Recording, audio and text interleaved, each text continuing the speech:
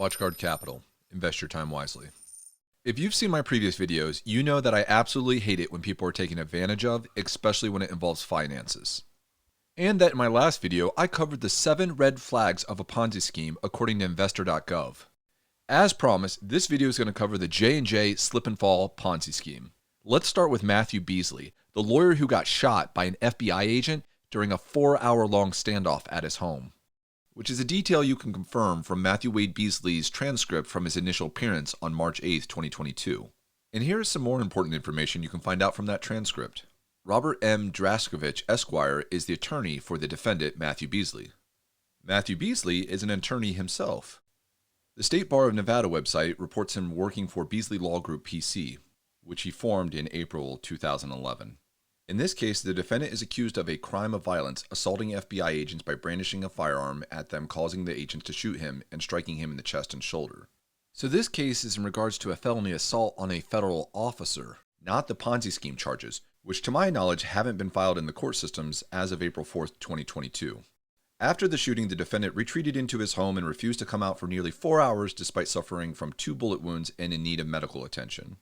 The defendant repeatedly confessed to his involvement in what he described as a Ponzi scheme. He repeatedly claimed that he wished the agents had killed him, and he repeatedly stated that the standoff was going to end with him dead, killing himself because he could not go to prison and he was unwilling to come out of the house alive.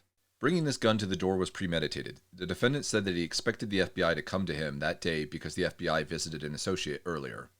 And when he came to the front door, the defendant already had a gun in his hand, which shows he knew who was coming. He told the FBI negotiator that the scheme started as far back as 2017 and involved $300 million. And finally, at one point, the defendant told the negotiator that his bank records will make it all clear. And on that point, the defendant is correct. He's an attorney with an IOLTA or interest on lawyer's trust account that tells a clear story. So what we know so far is that Matthew Beasley is a lawyer who was shot by an FBI agent during a raid connected to an alleged $300 million Ponzi scheme that he was running through an IOLTA, which he confessed to during a 4-hour-long standoff. This is the first 2 pages of one of the purchase agreements that was used to get people to invest in this Ponzi scheme, and this is how the system supposedly worked. At some random day in the past, Mark Denson had a slip and fall accident at a hotel. He got a lawyer and he sued that hotel.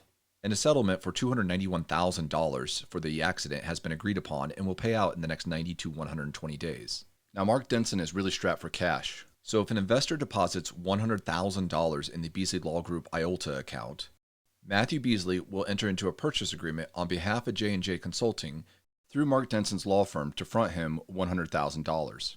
Presumably, Mark Denson will spend this money on medical bills and living expenses because he's destitute, and that hardship is his motivation to borrow the funds. In the next 90 to 120 days, the $291,000 settlement will be paid to his lawyer. Law firms don't work for free, and they typically make 33 to 40% on a slip and fall settlement. So the law firm will keep about $100,000 out of the settlement. And per the purchase agreement contract, the law firm will transfer another $100,000 to the Beasley Law Group IOLTA account to protect and repay the investor's initial $100,000 contribution that Mark Denson already received, enjoyed, and spent.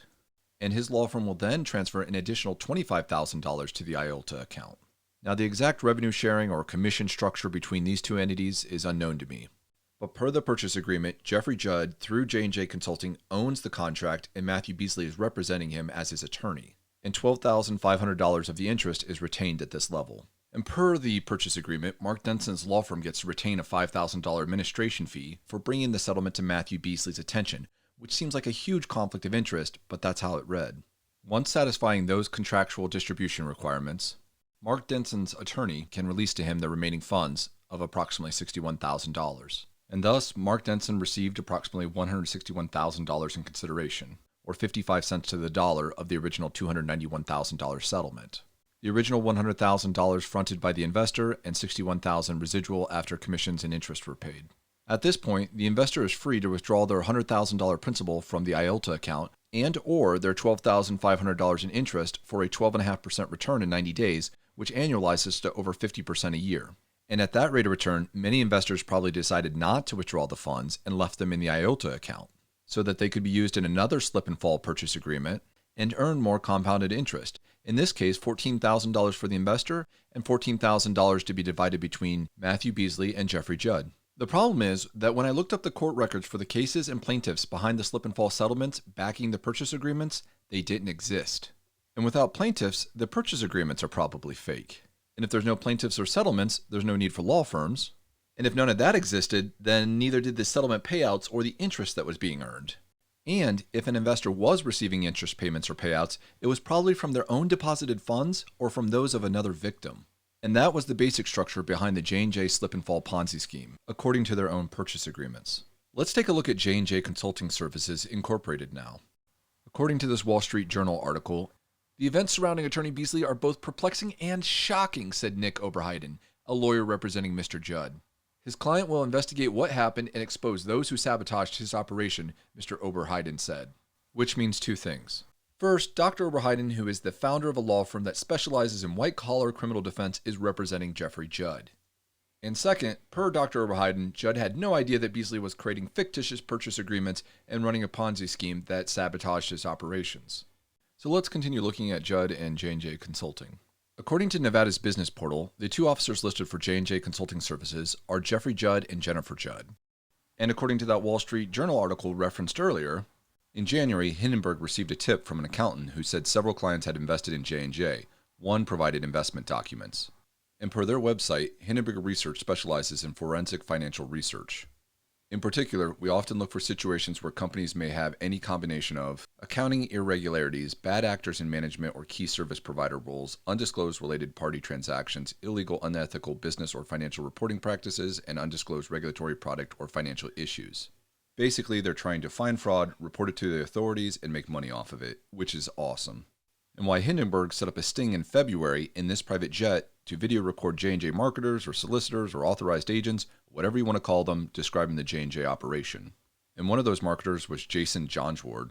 Per this article on the Hindenburg Research website, Jason Johnsward stated, "I have 150 investors in the group here that I manage, and it represents about $53 million of operating capital, including my own personal capital I have." And if he really was investing his own personal capital in J&J Consulting's system, that'll go a long way in supporting any claims that he didn't know he was actively participating in a Ponzi scheme. But if he wasn't, but he said he was, during the recorded video session on the private jet, while trying to get a new investor to contribute funds to it, that could be very damning to his case. But regardless, if you were one of the 150 victims that got involved with the J&J slip and fall Ponzi scheme through Jason Johnsward, you were probably paid through JL2 Investments LLC, a company he formed in Washington on 21 November 2019. The article also quoted Jason Johnsward stating, "When capital comes in, Matt Beasley forwards it to Shane Yeager and Shane forwards it to me," which if true makes Jason a sub-solicitor underneath Shane Yeager. If you got involved with the J&J slip and fall Ponzi scheme through Shane Yeager directly, you were probably paid through Sterling Consulting LLC, a company he formed in Nevada on 20 April 2018. The article also quotes Jason stating, I really am kind of, the full turnkey manager for the entire group, and we're about 1,000 investors total. Which means that there are another 850 victims that fall under other marketers or solicitors or authorized agents. Now, according to Matthew Beasley's initial appearance transcript, he stated the Ponzi scheme was over $300 million in assets. And according to the Hindenburg article, they have J&J marketers and Jeffrey Judd himself saying it's over $400 million in assets. I don't think anyone's going to know until the Ponzi scheme charges are filed in court. So let's just say that there's another $300 to $400 million in assets potentially contributed by these 850 victims. Now, I don't know how many of those 850 victims or how much of that $300 to $400 million is directly attributed to Shane Yeager's efforts or other solicitors, marketers, or authorized agents. So these are general placeholders for amounts to be determined in the future.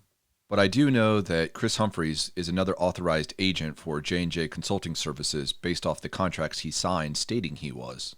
If you got involved with the J&J slip and fall Ponzi scheme through Chris Humphreys, you were probably paid through CJ Investments, a company he and his wife, Jessica Humphreys Esquire, formed in Nevada on 18 November 2019. I'm sure there are additional solicitors to be identified and more details to be discovered, but this is the structure of the J&J slip and fall Ponzi scheme as I understand it as of the 5th of April 2022. If you have more information or missing pieces of the puzzle that you'd like to contribute, please leave a comment or contact me at info@watchguardcapital.com. If you were one of the potential 1,000 victims of the J&J slip and fall Ponzi scheme, I'm truly sorry that you were taken advantage of.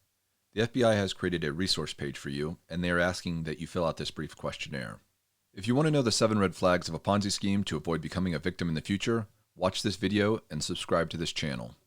I'm Steven with WatchGuard Capital, reminding you to always invest your time wisely.